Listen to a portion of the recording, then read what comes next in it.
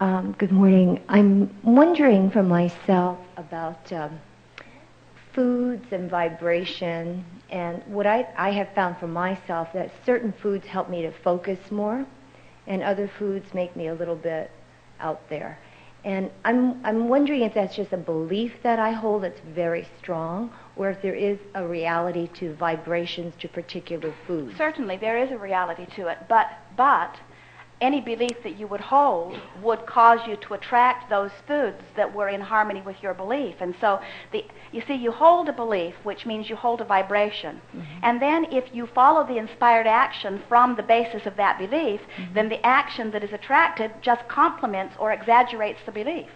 That's how beliefs become beliefs. Mm-hmm. In other words, a thought is just a thought, or a belief is nothing more than a thought that you keep thinking. But law of attraction is at the root of this. So mm-hmm. as you ponder a thought, it's easier to ponder it next time because you've already made a sort of roadway. Mm-hmm. And so the next time you ponder it, it is more comfortable than the last time, more familiar vibrationally. We're not talking about at a conscious level yet. And so as you hold that in your attention, then law of attraction helps you until eventually there is a manifestation that is also a match to the vibration of your thought. And then you say, see, I knew it was true, mm-hmm. because now I have evidence to support my belief. Right. And we say, the evidence doesn't support your belief. The evidence was created by your belief. Mm-hmm.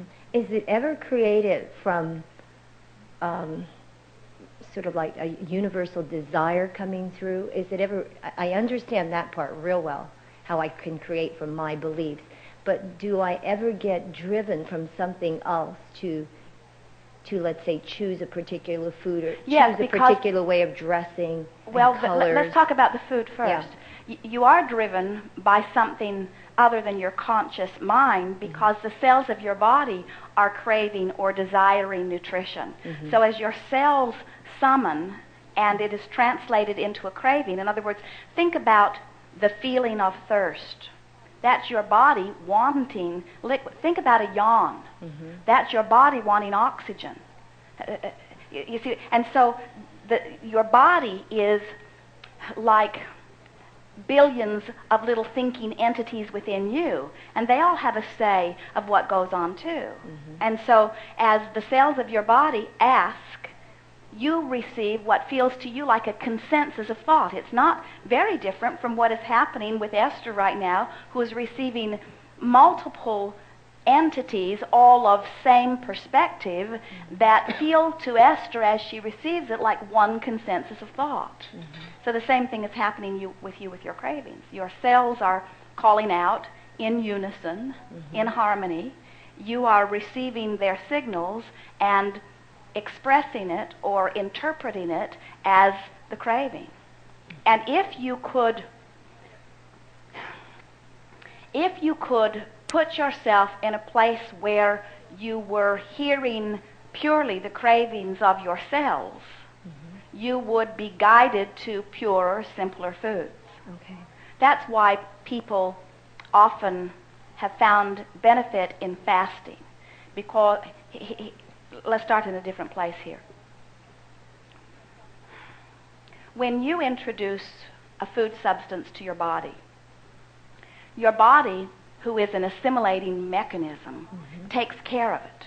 In other words, it has been pre-programmed, it has been pre-planned, it has been pre-intended, it has been pre-created. In other words, your body knows what to do with it. Isn't it nice that you don't mm-hmm. have to consciously put on your things to do today list, secrete what I need to digest my food, utilize what is needed, which is this, and eliminate this. It's nice that all of that is taken care of and that you are not consciously involved in it. Mm-hmm. So what happens as you introduce something to your body that is not necessarily natural to your cells, in other words, your cells would not crave preservatives, your cells would not crave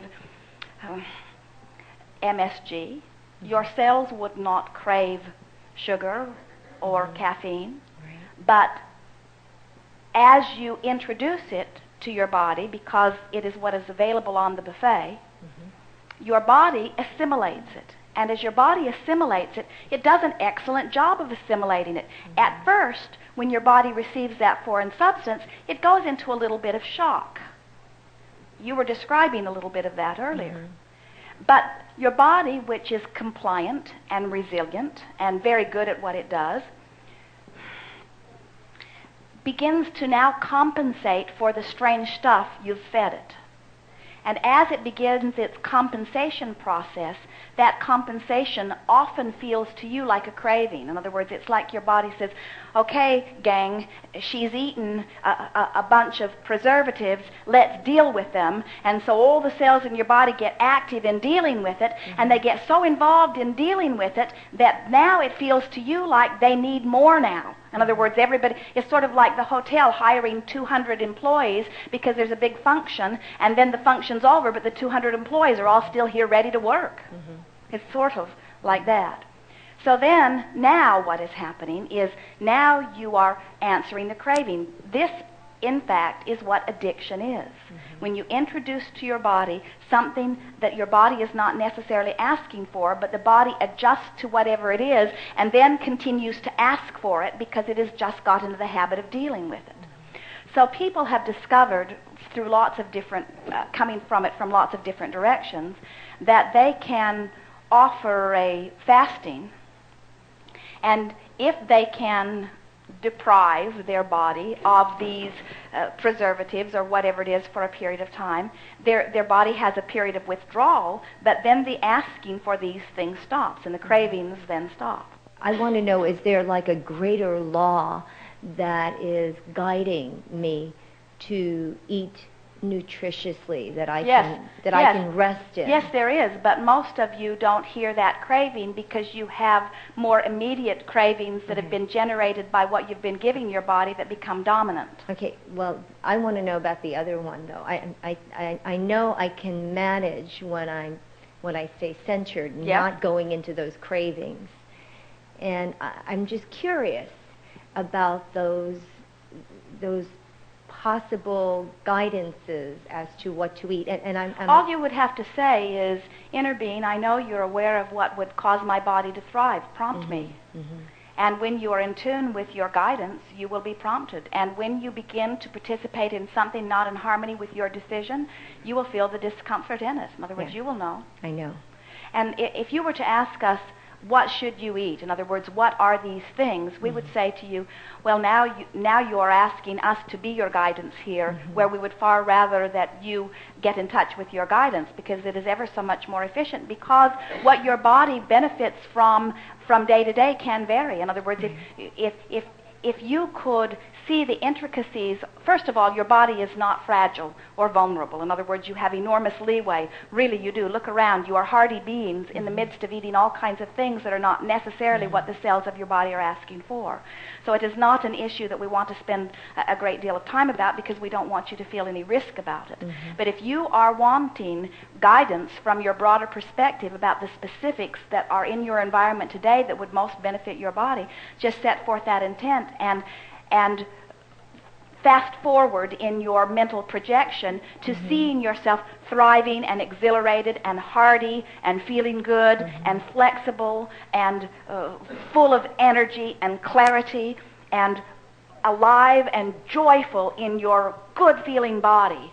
And hold that image here and there, here and there, here and there, and everything in the universe that influences you will get a very clear sense of who you are and what you want, and you will be guided to that sort of thing. That's what I wanted to hear. Thank you. Indeed.